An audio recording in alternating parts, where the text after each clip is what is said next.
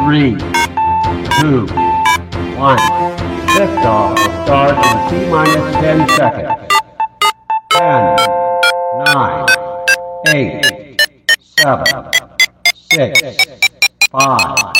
4, 3, 2, 1. We have ignition. Sebenarnya apa sih yang Tuhan Yesus tulis di tanah ketika ada seorang yang tertangkap basah berbuat zina, lalu perempuan itu diseret ke depan Tuhan Yesus, lalu Tuhan menulis di tanah, bukan? Ada nggak di antara Bapak Ibu yang bertanya-tanya, apa sih yang ditulis? Mengapa Tuhan Yesus menulis di tanah?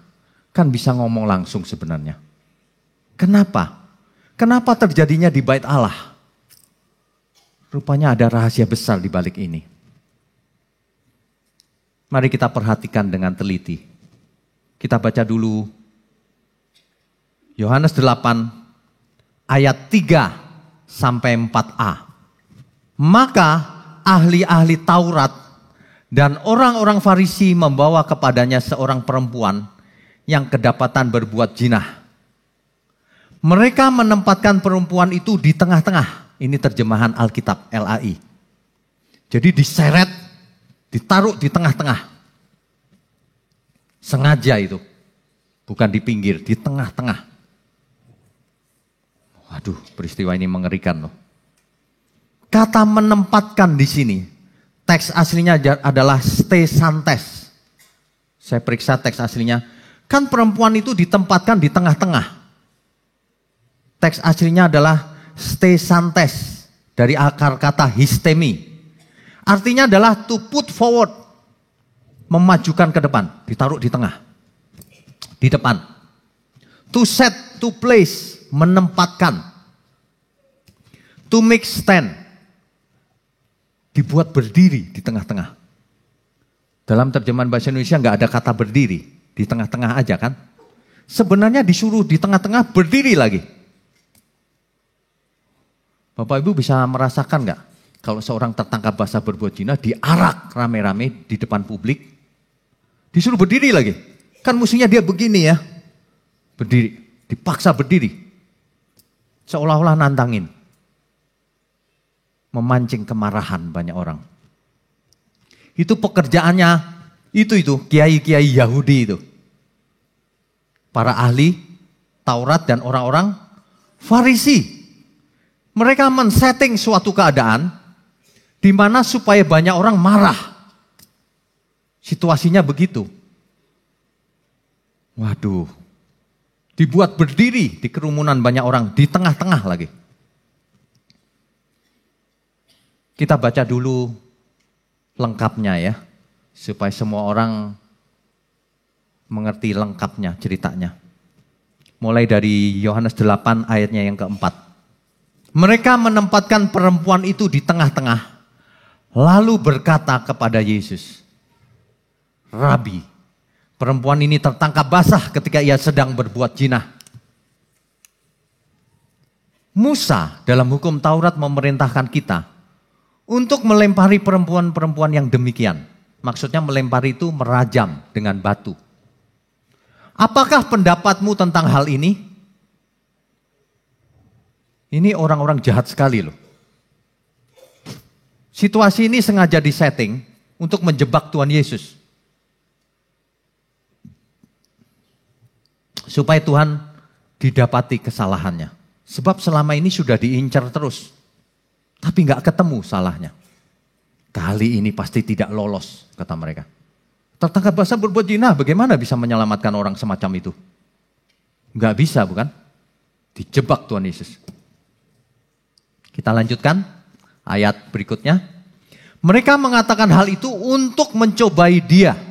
Untuk mencobai Tuhan Yesus. Supaya mereka memperoleh sesuatu untuk menyalahkannya. Tetapi Yesus membungkuk lalu menulis dengan jarinya di tanah. Kira-kira bisa dibayangkan gak? Orang-orang berkerumun banyak gitu. Demo. Rajam, rajam, rajam gitu. Tuhan Yesus dijebak. Apa pendapatmu, Rabi? Tuhan Yesus nggak menjawab. Dia membungkuk, dia tulis di tanah. Ini nih. Orang banyak bukannya tidak mengerti loh peristiwa ini. Apalagi para ahli Taurat dan orang Farisi. Tahu persis sebenarnya apa yang terjadi. Kita lanjutkan dulu ayatnya. Dan ketika mereka terus-menerus bertanya kepadanya, ia pun bangkit berdiri. Karena Tuhan Yesus menulis-nulis, mereka nanya-nanya terus. Ia pun bangkit berdiri lalu berkata kepada mereka, barang siapa di antara kamu yang tidak berbuat dosa, hendaklah ia yang pertama melempar batu kepada perempuan itu. Lalu ia membungkuk lagi dan menulis lagi di tanah. Belum selesai yang tadi.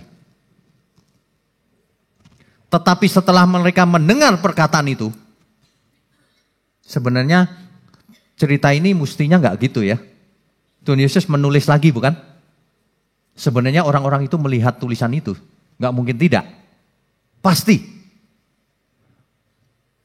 Terus mereka dengar perkataan Tuhan Yesus itu.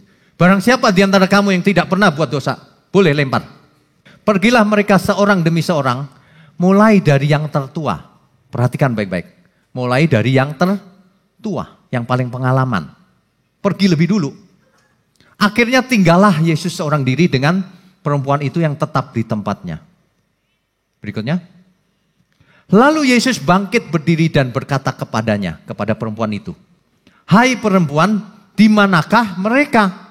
Tidak adakah seorang yang menghukum kamu? Berikutnya. Jawab perempuan itu, tidak ada Tuhan. Lalu kata Yesus, aku pun tidak menghukum engkau. Pergilah dan jangan berbuat dosa lagi mulai dari sekarang. Ini peristiwa ini ribuan tahun yang lalu. Tapi masih terngiang-ngiang loh setiap kali kita baca peristiwa ini. Cuma banyak orang tidak mengerti lengkapnya bagaimana. Untuk mengerti lebih tepatnya, kita perlu mengerti bahwa penghakiman di zaman itu, di sejarah Israel zaman kuno itu, hari itu di dalam budaya atau hukum Yahudi, atau dalam praktek Taurat sehari-hari, jika ada seorang yang tertangkap basah berbuat zina, maka baik laki-laki maupun perempuannya akan dibawa ke depan gerbang Nikanor namanya. Untuk dihakimi secara publik. Dan jika cukup saksinya, ada saksinya, barulah mereka dihukum. Sesuai hukum Taurat. Gerbang Nikanor itu adalah salah satu dari 7 gerbang yang menuju halaman bait Allah hari itu. Jadi Bapak Ibu bisa bayangkan, praktek hari itu sudah biasa. Kalau ada orang yang tertangkap basah berbuat zina, diseret ke depan pintu gerbang Nikanor. Itu adalah pintu gerbang, salah satu dari 7 pintu gerbang, menuju ke halaman bait Allah. Sengaja di situ diseretnya. Dan itu sudah biasa, bukan cuma zaman Yesus saja. Makanya kebiasaan itu berlangsung ketika zaman Yesus. Ya. Nah, bait Allah ketika hari itu merupakan pusat ibadah orang Yahudi. Kegiatan agama yang dipraktekkan oleh para imam dan dapat dilihat secara publik. Penghakiman ini secara publik loh. Waduh, gawat tuh. Kalau yang kita ngomong bait Allah, itu artinya peristiwa ini terjadi bait Allah yang kedua. Karena yang pertama dibangun oleh Salomo. Oleh Salomo sekitar tahun 950 sebelum Masehi. Lalu dihancurkan oleh Raja Babel Nebukadnezar. Kalah perang, dihabisin. 70 tahun kemudian dibangun lagi bait Allah kedua. Lalu di tahun 70 Masehi, Tuhan Yesus kan naik ke surga sekitar tahun 30. 40 tahun setelah Tuhan Yesus naik ke surga, Dihancurkan lagi bangunan yang kedua tadi. Habis, sampai hari ini habis. Hari ini kalau kita ke Israel, masih ada tembok bagian barat, tembok ratapan, tinggal sedikit. Tapi kalau kita terowongan yang di bawahnya, itu adalah landasan atau dasarnya Bait Allah. Masih ada landasannya, bukti-buktinya masih ada semua. Hari itu penghakiman terjadi di pintu gerbang di depan Nikanor. Orang-orang menjadi tontonan. Para ahli agama ini begitu semangat menghakimi orang. Kalau orang berdosa, berzina, dirajam sampai mati. Waduh, mereka semangat. Orang banyak teriak-teriak, rajam, rajam. Begitu. Kira-kira perempuan ini bagaimana sikapnya? Waduh, dia ketakutan. Dia ketakutan. Mati aku. Mati aku. Gak ada yang bisa bela siapapun. Terbukti bersalah. Mati aku Tuhan. Aduh. Gak ada harapan. Nyerah aja udah. Diapain aja udah nyerah. Aduh, kalau kita lihat hukum rajamnya. Gak tega. Ditendang, dipukul, akhirnya dilempari batu. Kepalanya 2 retak. Udah setengah mati, tetap terus. Sampai hancur. Itu hukuman kejam banget itu. Perempuan ini ketakutan. Waduh. Bapak Ibu gak bisa merasakan ya. Kalau orang pernah buat salah, lalu ia tertangkap basah, dia bisa merasakan hal itu. Mati aku. Waduh, apalagi orang Yahudi ini kejam-kejam. Kalau sama orang berdosa kejam sekali. Hari itu Tuhan Yesus di pintu gerbang. Tuhan Yesus kan pagi-pagi sekali ke Bait Allah, ada di pintu gerbang. Mengajar. Orang Farisi dan ahli-ahli Taurat tahu hal itu. Makanya kebetulan ada yang tertangkap. Diseret ke depan itu halaman. Bapak Ibu bisa bayangkan gak? Tuhan Yesus berdiri, di tengah-tengah itu suruh berdiri. Perempuan itu. Tentu saja pakaiannya gak rapi. Diseret kan. Mungkin setengah telanjang, dipermalukan kan. Orang-orang dikelilingi. Lalu ada para ahli agama yang berjanggut. Pakai jubah agama. Mengerikan gak itu? Para ahli agama ini menjebak Tuhan Yesus. Coba jawabnya apa? Kalau Tuhan mengatakan bebaskan dia, melanggar Taurat. Salah kan? Kalau Tuhan bilang rajam dia, katanya hukum kasih. Salah semuanya. Waduh, itu kalau kita bingung juga tuh. Tapi Tuhan Yesus luar biasa. Tuhan Yesus luar biasa. Hari ini kita tahu peristiwa itu.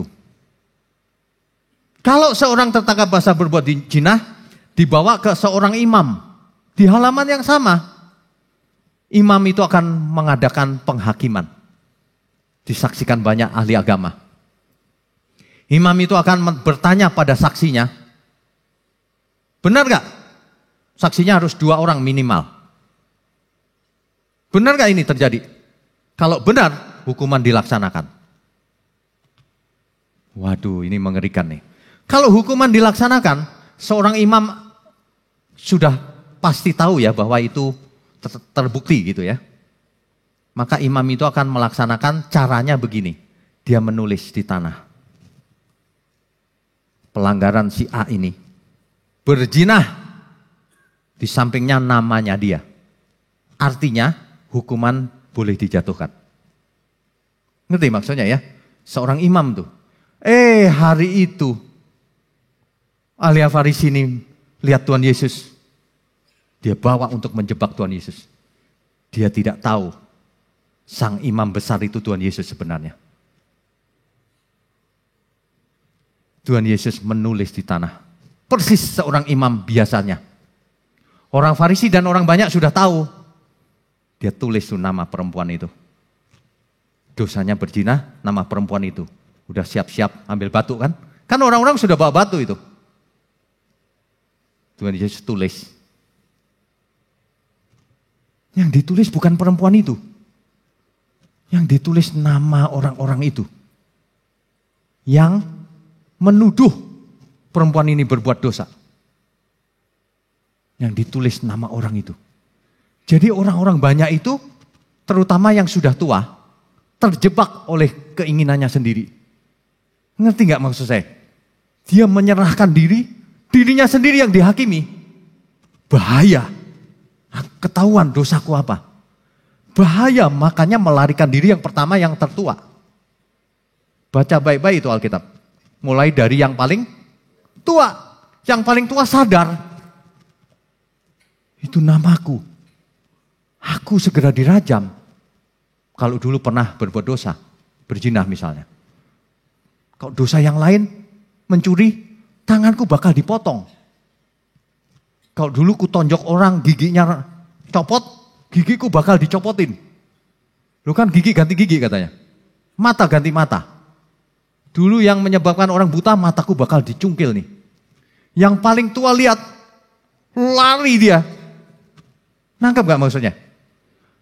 Orang banyak itu dan ahli-ahli Farisi itu ingin menghukum si perempuan ini. Ingin menghakimi. Ternyata Tuhan Yesus malah menulis nama mereka. Kau yang harus dihakimi. Kau yang harus dihakimi. Kau itu ya banyak buat dosa. Bisa-bisanya mau menghukum orang lain. Tidak tahu diri. Sang imam besar menulis nama-nama mereka. Lengkap dengan dosa-dosanya. Ada amin? Makanya jangan pernah menghakimi. Jangan pernah diantara kita yang, itu Pak orang itu nipu saya Pak. Disambar geledek aja dia. Jangan pernah. Bener nih serius kata Tuhan. Kalau orang salah begitu disambar geledek nih. Boleh. Gak taunya orang tua kita dulu penipu juga. Dia sambar geledek orang tua. Loh kenapa Tuhan? Kan kau yang minta orang yang berdosa disambar geledek. Ternyata dia diri sendiri kena juga. Karena pernah buat dosa juga kan? Makanya sama orang itu jangan seneng gitu kalau orang lain dihukum. Kamu akan dihukum sesuai dengan kamu menghakimi orang. Jangan pernah menghakimi orang. Amin. Jangan pernah. Orang-orang itu kaget setengah mati. Dia lihat, perempuan itu yang ditulis. Loh, namaku. Lari tunggang langgang karena ketahuan dosanya. Lari tunggang langgang. Mereka sedang menghakimi dirinya sendiri. Tuhan Yesus dengan tenangnya menulis sang imam besar. Kita kalau tahu sejarahnya, kita jadi mengerti kenapa Tuhan menulis. Hari itu penghakiman itu harus ditulis oleh seorang imam. Ditulis di atas tanah. Nggak boleh pakai cat, nggak boleh. Di atas debu. Supaya apa? Tidak permanen tulisannya. Karena mau dipakai lagi. Tidak permanen. Hukum Taurat begitu dulu prakteknya. Salah satu tempat yang paling ideal untuk menulis itu halaman bait Allah. Di situ berdebu. Dan itu sudah biasa prakteknya. Sebenarnya nggak di situ nggak apa-apa. Tapi orang Farisi ini tahu Tuhan Yesus lagi ada di situ. Dan kebetulan tempat itu tempat favorit untuk menghakimi banyak orang. Senjata makan tuan namanya. Makanya jangan suka menghakimi orang. Ngaca. Di antaramu yang tidak pernah buat dosa, boleh deh. Gak ada satupun. Sebenarnya ada yang berdiri di situ yang tidak pernah buat dosa. Siapa? Tuhan Yesus. Jadi kalau Tuhan merajam sebenarnya fair. Tapi apa kata Tuhan? Perempuan di manakah mereka? Gak ada Tuhan. Aku pun tidak menghukum kamu. Bayangin. Yang berhak tidak menghukum. Yang gak berhak pengen menghukum. Dunia ini sudah terbalik. Rusak dunia ini. Sama seperti hari ini. Banyak orang seneng gitu kalau orang lain dihukum. Seneng gitu, rame-rame. Itu tuh, orang-orang bakal ke neraka itu begitu. Orang yang menghakimi akan dihakimi. Orang yang tidak mau mengampuni, tidak diampuni. Itu jelas hukumnya. Sangat jelas. Satu lagi, sebenarnya Tuhan Yesus sedang menggenapi nubuatan. Sebenarnya, nubuatan yang mana, Pak?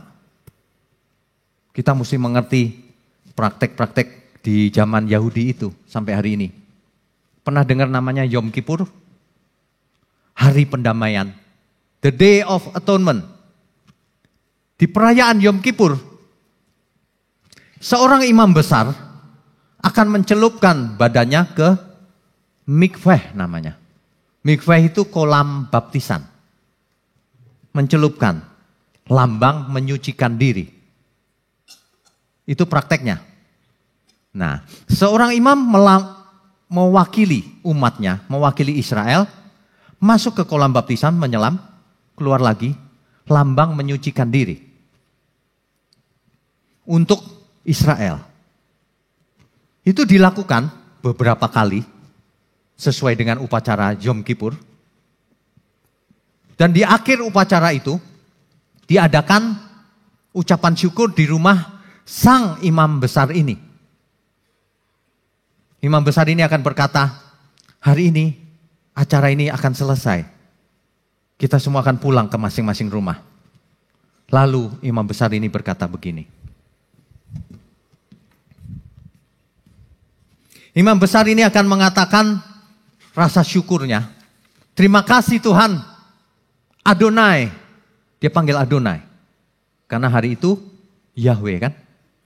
Adonai. Aku bersyukur. Kira-kira begitu kalimat sederhananya. Engkau sudah menyucikan aku. Dan untuk itu Israel juga sudah disucikan. Dengan demikian, maka dosa-dosanya ditunda penghukumannya. Kenapa tahun depan perlu diulang? Apakah gagal hari pendamaiannya? Tidak. Ternyata hari pendamaian cuma berlaku 1 tahun. Seperti orang utang, ditunda jatuh temponya. 1 tahun lagi. Jadi begitu upacara itu selesai, terima kasih Tuhan sudah dibersihkan. Dosa-dosanya diundur 1 tahun. Tahun depan diulang lagi. Sampai kapan ngulangnya? Sampai Sang Mesias datang. Jadi mereka sedang mengharapkan Mesias datang supaya tidak ngulang-ulang korban darah domba. Jadi sekali aja Mesias bereskan, selesai. Nah, imam besar ini akan berkata begini, barang siapa yang menolak Yahweh, namanya akan tertulis di debu. Di tanah. Barang siapa menolak Tuhan, namanya akan ditulis di tanah. Dan akan hilang. Kena angin. Tuhan Yesus menulis di tanah. Orang-orang yang menolaknya. Yang memusuhinya. Dan nama itu akan hilang. Terkena debu. Terkena angin. Penggenapan Yeremia. Kita baca Yeremia.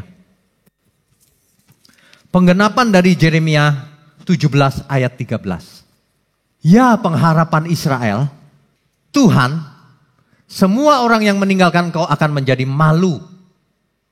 Orang-orang yang menyimpang daripadamu akan dilenyapkan di negeri. Sebab mereka telah meninggalkan sumber air yang hidup, yakni Tuhan. Terjemahan ini kurang jelas. Kurang jelas. Tidak salah, tidak. Tapi kurang jelas. Saya bacakan bahasa Inggrisnya. Terjemahan NIV. Lord, Tuhan, you are the hope of Israel. Engkaulah pengharapan Israel. All who forsake you will be put to shame. Sama. Semua orang yang meninggalkanmu akan dibuat malu. Those who turn away from you will be written in the dust. Siapa yang berpaling terhadapmu akan ditulis namanya di debu. Because they have forsaken the Lord. Karena mereka telah meninggalkan Tuhan. The spring of living water. Sumber mata air kehidupan. Mereka meninggalkan sumber mata air kehidupan. Ini ditulis oleh Yeremia. Ketika zamannya Tuhan Yesus yang menulis. Orang-orang yang menolak itu malu loh hari itu. Malu gak mereka? Mereka ngotot, rajam. Salah nih, pasti Yesus, Rabi yang satu ini terjebak kali ini. Ternyata namanya sendiri lari dia. Mereka melarikan diri. Mereka gak mungkin dong yang paling tua duluan pelan-pelan mundur. Enggak, pasti lari itu ketakutan. Karena sekalian dihakimi. Melarikan diri mereka. Tuhan Yesus menggenapi perkataan Yeremia ini. Kutulis namamu di debu. Kau meninggalkan aku. Itu kan Yohanes 8 ayat 1 sampai 11 tadi itu. Di Yohanes 7 ayat 37 sampai 39. Tuhan berkata, akulah sumber air hidup. The spring of living water. Jadi Nabi Yeremia ngomong tentang sumber air kehidupan. Tuhan Yesus ngomong, akulah sumber air kehidupan. Barang siapa minum dari air, dia akan haus lagi. Tapi barang siapa yang minum air daripadaku, ia tidak akan pernah haus lagi. Waduh. Itu ya terjemahan dari pengharapan atau hope tadi. Itu teks aslinya gak begitu. Sebenarnya teks aslinya begini. Oh Adonai. Tulisannya YHWH. YHWH kan Yahweh. Dibaca Adonai oleh Israel. Oh Adonai. Mikveh of Israel. Sebenarnya begitu. Mikveh. Ingat gak mikveh apa tadi? Mikveh itu kolam baptisan. Kolam baptisannya Israel. Artinya pembaptis Israel. Oh Lord, oh Adonai, pembaptis Israel. Yang menguduskan Israel. Semua orang yang meninggalkan engkau akan dibuat malu secara publik. Rame-rame. Semua orang yang berpaling daripadamu akan membuat namanya ditulis di debu. Dan nama itu akan terhapus oleh angin. Mereka akan meninggalkan Tuhan, Adonai. Yaitu the fountain of Mayim Hayim dalam bahasa Ibraninya. Fountain itu apa? Air mancur atau sumber ya. Sumber Mayim Hayim. Bahasa Ibrani Mayim Hayim.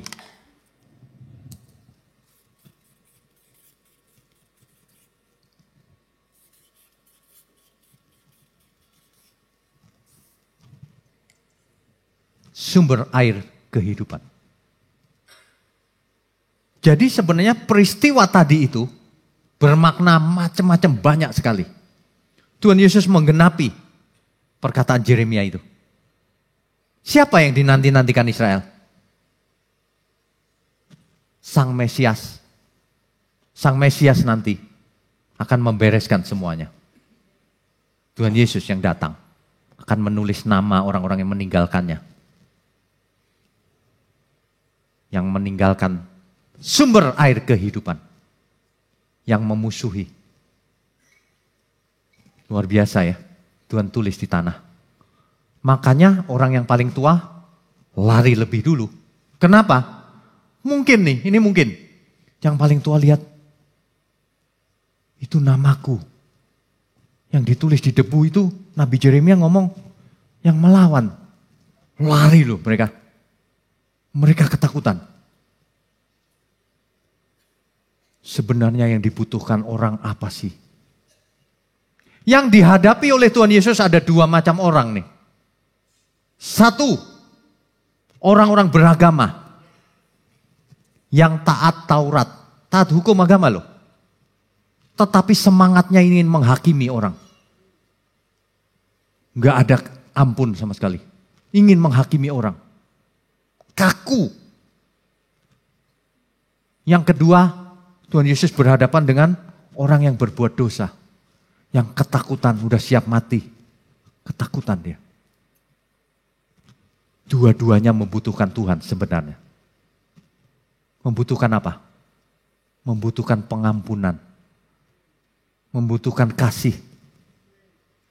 Membutuhkan itu dari Tuhan.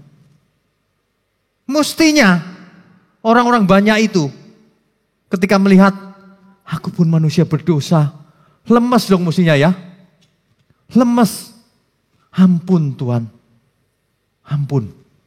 Mestinya begitu. Tuhan pasti ampuni.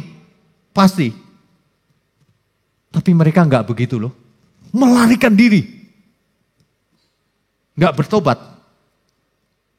Buktinya apa? Di kemudian hari nyerang lagi. Bukan salah Tuhan ya. Tuhan sudah selalu berusaha. Mestinya Tuhan bisa gini loh. Hei jangan lari. Namamu nih. Mestinya bisa begitu loh. Tapi Tuhan enggak. Tuhan diam saja. Bahkan yang paling hebat. Perempuan, aku pun tidak menghukum kamu. Tapi jangan buat dosa lagi. Banyak orang ke gereja. Dosa jalan terus.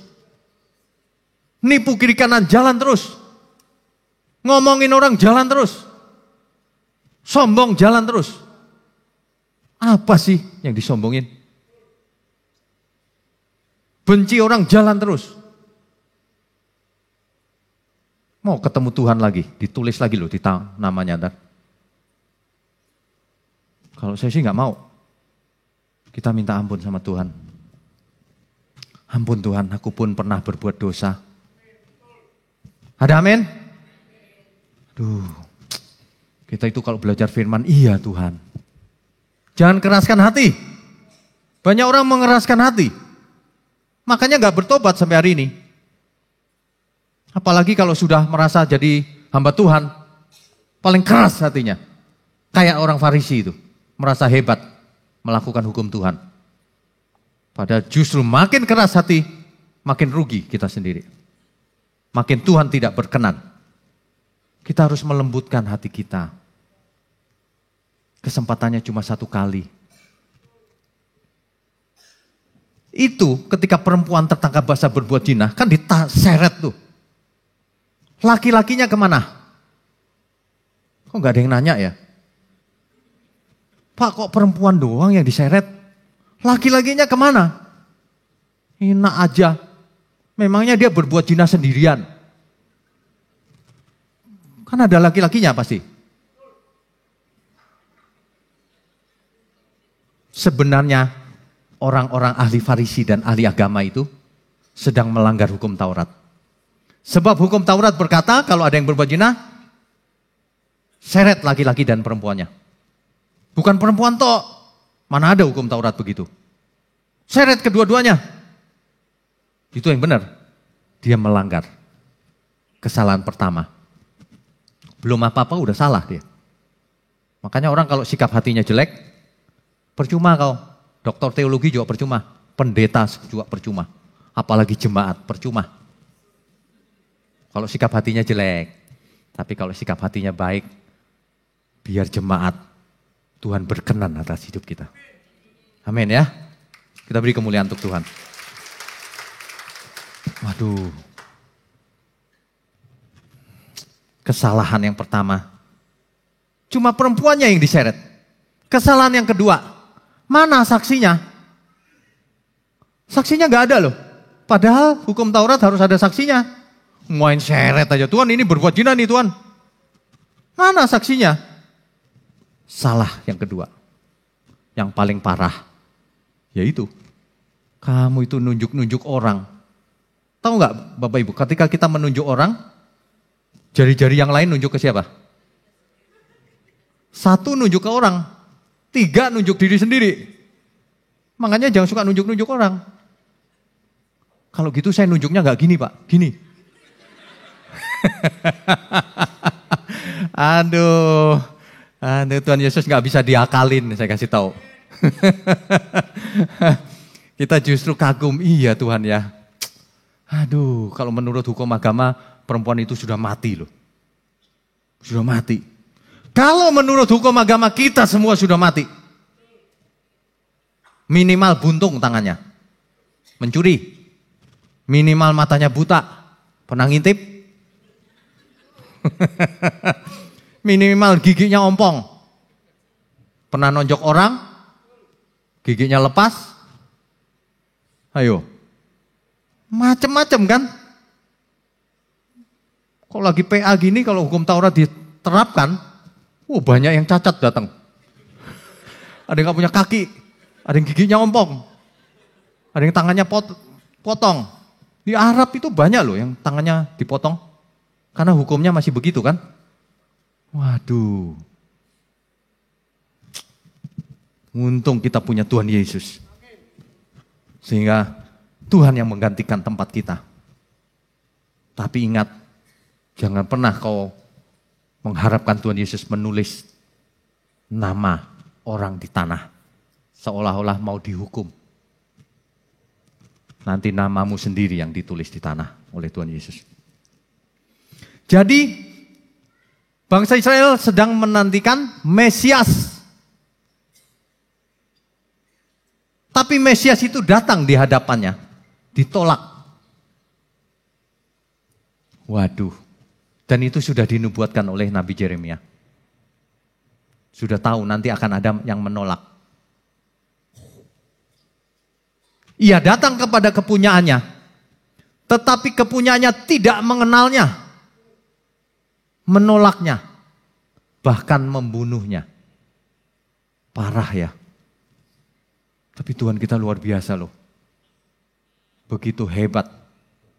Dengan mengosongkan diri dia menjadi manusia biasa. Sakit gak dipaku? Sakit luar biasa. Buktinya dia Tuhan apa? Dengan kesakitan luar biasa. Dia gak marah-marah loh, enggak. Bapak ibu ketusuk jarum aja marahnya minta ampun. Kalau Tuhan Yesus, Bapa di surga, ampuni mereka. Mereka enggak tahu apa yang mereka lakukan. Bapak ibu harus seperti Tuhan Yesus. Kalau ada orang yang memfitnah kita, atau melakukan sesuatu yang merugikan kita, kita berdoanya persis Tuhan Yesus. Bapa di surga, Tuhan Yesus, kasihanilah dia. Dia tidak mengerti apa yang dia lakukan. Nggak ngerti orang itu. Kalau dia mengerti, dia nggak lakukan. Ngerti Pak, ngertinya di sini. Nggak ngerti menghayati. Sebab kalau dia menghayati, nggak mungkin ada orang pengen ke neraka. Nggak mungkin. Semua orang ingin ke surga. Kenapa dia sengaja? Dia tidak menghayati, dia tidak mengerti. Padahal kita harus kasihan sama dia. Dia bakal ke neraka. Jangan dimusuhi. Ya, ada amin ya? Waduh, peristiwa ini benar-benar loh. Jangan dilewatkan. Tuhan itu menutup kisah itu dengan, aku pun tidak menghukum kamu. Tapi jangan buat dosa lagi. Kuncinya di situ, jangan buat dosa lagi.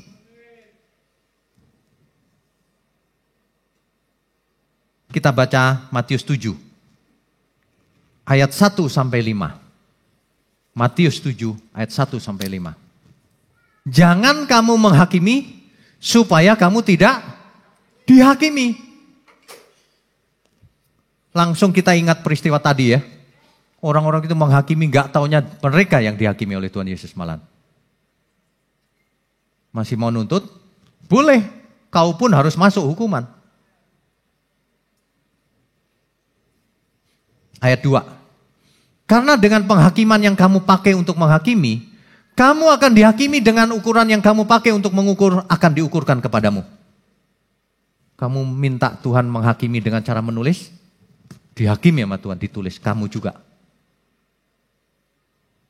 Hebat ya. Semua digenapi loh. Waduh, ayat 3.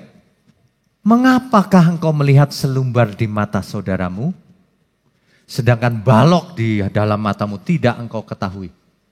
Kan banyak orang begitu. Kau lihat orang lain, salah dia Pak. Dia nggak tahu di depan matanya ada balok. Selumbar kecil, jauh ketahuan. Kan ada peribahasanya itu. Apa ya? Apa di seberang lautan nampak? Di depan mata nggak nampak. Aduh. Banyak orang sering melihat kesalahan orang lain. Diri sendiri kesalahannya banyak gak dilihat. Ini benar-benar loh. Kalau Bapak Ibu gak bertobat gara-gara yang satu ini, pasti ke neraka, udah pasti. Barang siapa menghakimi, dia dihakimi. Persis sama. Ayat keempat. Bagaimanakah engkau dapat berkata kepada saudaramu, biarlah aku mengeluarkan selumbar itu dari matamu, padahal ada balok di dalam matamu. Bapak Ibu mungkin selumbar itu apa ya? Kecil.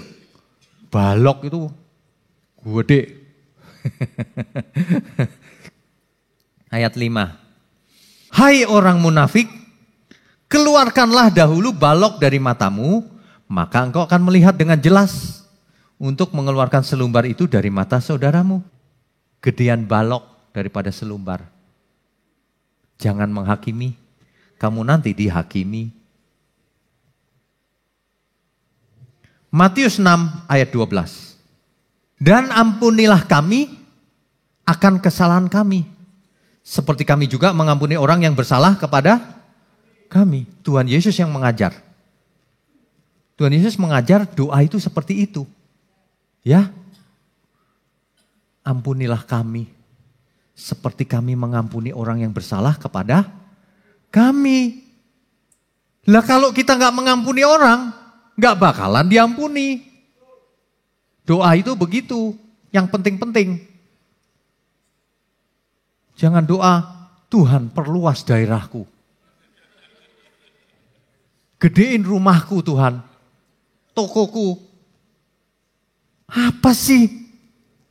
Capek deh. Doa itu yang benar mulai hari ini.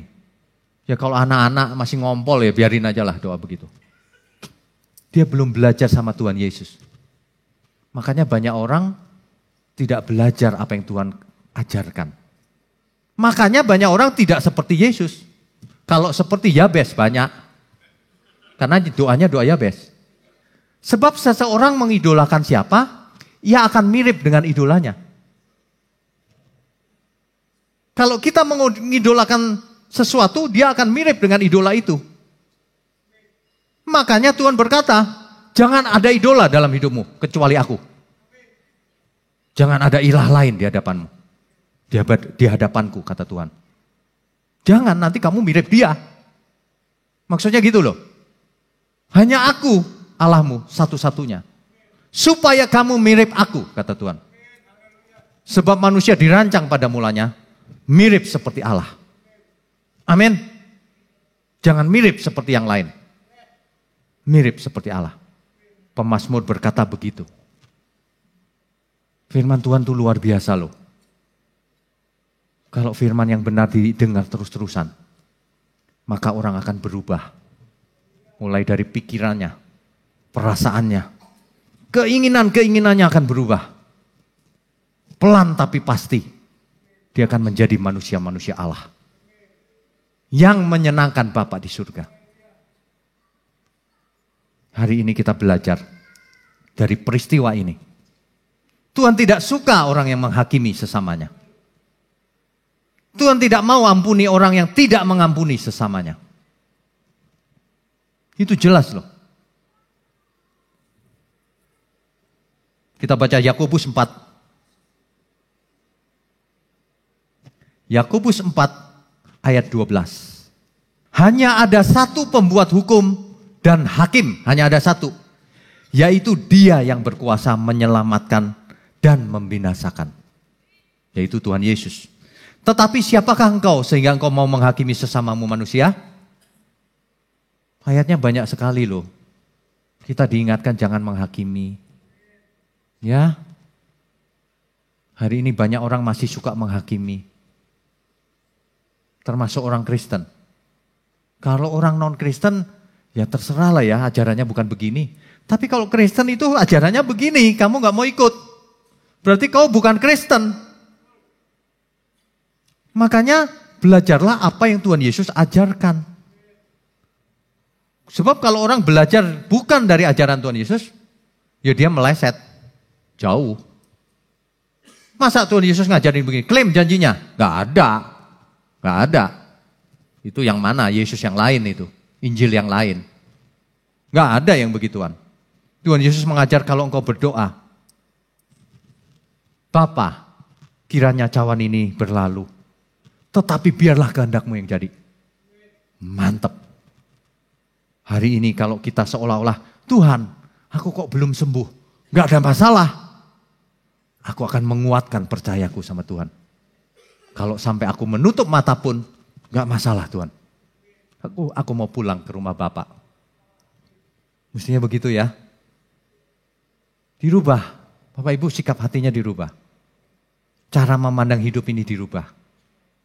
Bahkan kalau malam hari aja saya berdoa, kadang-kadang saya begini, Tuhan, kalau besok aku gak bisa buka mata, aku mau pulang ke surga. Titip anak istriku. Boleh dong nitip. Tapi kalau besok aku bisa buka mata, aku mau kerja terus buat Tuhan. Sampai akhirnya mati kita semua. Hidup cuma sekali buat apa? Bapak Ibu kerja keras. Cari uang sebanyak-banyaknya untuk kemuliaan Tuhan tapi. Perbaiki sikap hati. Supaya Tuhan berkenan. Roma 12 ayat 19. Kita itu sering baca firman, Alkitab, ayat. Gak boleh, males Pak, gak boleh. Kalau mau berubah harus rajin baca. Roma 12 ayatnya ke-19. Saudara-saudara yang kekasih, janganlah kamu sendiri menuntut pembalasan, tetapi berilah tempat kepada murka Allah. Kalaupun marah, biarlah Tuhan yang marah, jangan kamu yang marah. Maksudnya gitu. Sebab ada tertulis di Alkitab maksudnya, pembalasan itu adalah hak Tuhan. Akulah yang akan menuntut pembalasan, bukan kamu. Kata firman Tuhan. Ingat ya, kita tidak berhak menghakimi, menuntut, membalas. Bahkan kita tidak berhak atas hidup kita sendiri. Semua sudah dibeli lunas oleh Tuhan Yesus. Sebuah sudah lunas. Ingat gak orang Yahudi sedang menantikan Mesias tadi? Setiap kali mereka membayar dosa mereka dengan darah domba, lunas gak? Apa langsung lunas? Gak pernah lunas. Kenapa? Tahun depan diulang lagi. Karena belum lunas. Itu hanya cicilan. Bunganya tok. Dibayar. Supaya apa? Supaya tidak jatuh tempo. Dibayar. Tahun depan dibayar lagi. Sampai kapan? Sampai Mesias datang. Kita tahu bahwa Mesias sudah datang. Sudah membeli kita lunas dengan darahnya sendiri. Jadi kita bukan milik kita sendiri. Bahkan yang luar biasa, tubuhmu bait Allah. Tubuh kita dijadikan bait Allah. Ruang Maha Kudus ada dalam diri kita. Amin. Kita beri kemuliaan untuk Tuhan.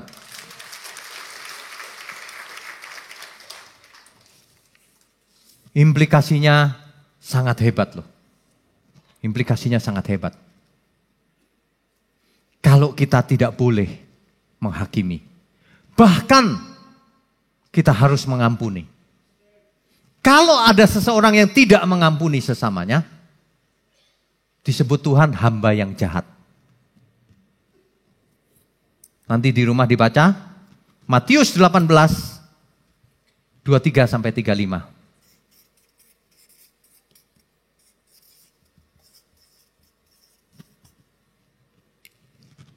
Hamba yang jahat. Tanya diri sendiri, Apakah kita hamba yang jahat atau hamba yang baik? Nanti dibaca di rumah, kisahnya begini. Ada seorang yang mempunyai hutang kepada raja. Hutangnya 10.000 talenta. 10.000 talenta. Bapak Ibu kalau dengar talenta itu bukan bakat loh ya. Ini satuan mata uang di zaman itu. 10.000 talenta. Raja ngomong gini, sita anak istrinya. Hukum mati dia. Si hamba ini ketakutan. Hukum mati. Dia minta ampun, ampun Baginda.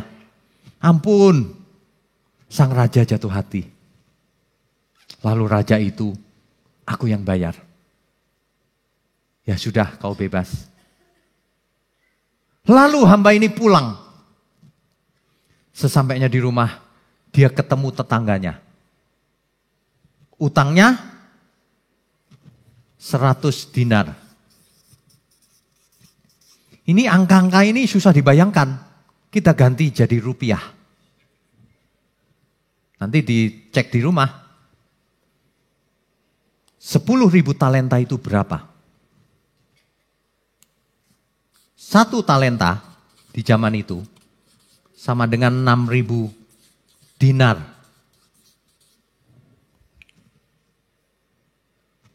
Jadi utang 10.000 talenta sama dengan ngutang 60 juta dinar. Utangnya 60 juta dinar diampuni. Tetangganya utang 100 dinar. Dicekek sama dia. Dimasukin penjara. Jahat gak? Bukan jahat, juahat. Maksudnya jahat banget. Ini kalau dirupiahkan ya, kira-kira nih, nanti dihitung sendiri. 1 dinar itu bekerja 1 hari. Lah kan bisa dihitung, UMR 1 hari berapa? Dikalikan saja, itu kira-kira ya, ini kira-kira aja, nggak tepat sih. Ada orang yang ngutang 6 triliun. Ada yang bisa bayar di sini 6 triliun? Nggak ada ya. 6 triliun. Sementara tetangga itu ngutangnya 6 juta rupiah. Bapak Ibu bisa bayangkan nggak sih? 6 triliun diampuni, yes! Mestinya dia pulang 6 juta lunas bro. 100 juta lunas bro. 1 M lunas. 100 M lunas. Gak ada papanya dibandingkan utang yang tadi itu mati loh mestinya. Benar gak? Ini hamba ini jahat banget. Cuma utang 100 dinar aja receh aja dicekek sama dia. Bahkan dia di hadapan raja gak dicekek loh. Dicekek. Lalu ada orang melaporkan ke si raja. Oh itu tuyul satu itu ku ampuni. Kurang ajar dia rupanya. Panggil. Dipanggil sang hamba itu. Pengawal, enaknya diapain nih? Di blender aja. Habis diampuni, nggak tahu terima kasih. Jahat. Dimatiin, binasa. Itu perumpamaan bahwa kita itu sebenarnya pantas binasa. Tapi diampuni. Yes! Amin. Makanya kalau ada orang lain salah sama kita, salahnya berapa sih? Ampuni dia. Kalau enggak kau sama dengan hamba yang jahat itu. Jahat. Ampuni dia. Implikasinya apa? Implikasinya kita tidak boleh memendam sakit hati. Apapun alasannya. Pak suamiku itu pak kejam pak sama aku pak. Waduh pak. Gak ada alasan. Kau sudah diampuni nyawamu. Justru kamu mesti kasihan sama suamimu. Kalau dia terus begitu, ditolak Tuhan dia. Gak sampai ke langit baru bumi baru. Ada istri-istri yang gini, kebetulan pak aku udah bosan sama dia. Nyebelin dia. Gak boleh begitu. Tuhan tuh Perasaannya luar biasa. Saya perhatikan ya, orang yang bertobat itu pikirannya bertobat, perasaannya tidak. Perasaannya masih perasaan manusia lama. Aku kan benar Pak, dia yang salah. Iya betul. Tapi tetap aja, nggak boleh kita tidak berhak atas hati kita, diri kita. Jangan pernah diri kita ada noda di dalam. Dendam, sakit hati, kepahitan dan sebagainya. Itu punya Tuhan loh. Nanti Tuhan gini, kamu ya, itu milikku. Kok simpen sakit hati, kepahitan, dosa lagi. Waduh, jangan pernah diantara kita yang begitu. Itu hamba yang jahat. Kalau ada orang yang benar-benar bersalah sama kita di pihak yang benar loh ini Pak. Iya, tapi tirulah Tuhan Yesus. Jangan sakit hati sama dia. Sayang, kalau hati sakit hati sama dia itu ada nodanya, sayang. Sebab kita mau ketemu Tuhan nanti. Ada amin ya? Ingat loh, jangan pernah berbuat kebodohan, sakit hati. Saya tahu sih sakit hati itu seperti apa. Tahu, memangnya pernah Pak? Ya pernah. Pernah. Percaya dah, pernah. Kan kita nggak boleh cerita yang nggak boleh diceritakan. Pernah, ada orang nipu, pernah. Tapi ya sudahlah, kasihan dia sebenarnya. Bapak itu mesti berpikir seperti Tuhan Yesus berpikir. Kalau orang berbuat dosa dia happy nggak? Happy. Happy-nya sebentar. Enaknya sebentar. Setelah itu dia dihakimi, dihantui oleh perbuatan dosanya. Benar gak? Saya sudah melihat banyak orang loh, gak bisa balik. Ada seorang suami, nyeleweng dia. Udah nyeleweng lagi, satu kurang. Nyeleweng lagi, udah banyak banget gitu. Lah istri yang ini berdoa tiap hari percuma. Udah gak bisa balik dong dia. Suatu hari, dia bisnisnya bangkrut dan sudah tua, mulai sakit-sakitan. Istrinya mulai menolak satu persatu, kok jangan di sini.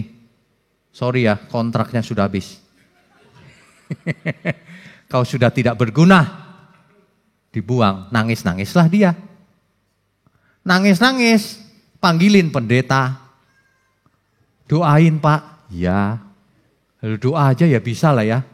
Tapi kau gak bisa balik ke posisimu semula dulu. Udah terlalu jauh. Minta ampun sama Tuhan. Diampuni pun gak bisa balik posisinya ke semula. Makanya jangan buat salah. Biaya dosa itu terlalu besar. Kita hidup bukan untuk itu. Kerahkan semua yang ada pada kita. Untuk kemuliaan Tuhan.